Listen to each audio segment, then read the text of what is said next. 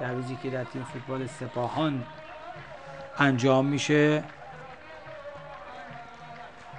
ببینیم تا چه اندازه آقای کرانچار روی تعویضی که انجام داده و آوردن جعفرپور تأکید داره. یه پاس عالی از سمت چپ، موقعیت خوب، یه ضربه و توپی که توی دروازه قرار میگیره. جواهر سوکاش کار ناتمام خودش رو در صحنه پنالتی اینجا تمام میکنه.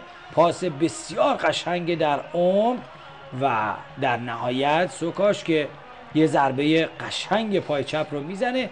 کار برای تیم سپاهان اگر عجولانه قضاوت نکرده باشیم و خیلی هم خوشبین نبوده باشیم به نظر میرسه که تمام شده است. فرار عالی او، یه ضربه پای چپ زیبا و 2 گل شدن سپاهان در برابر تیم النصر.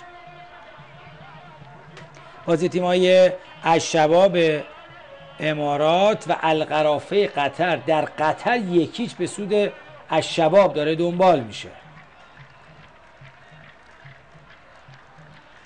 به هر حال با توجه به پیروزی سپاهان اونجا اگر الشباب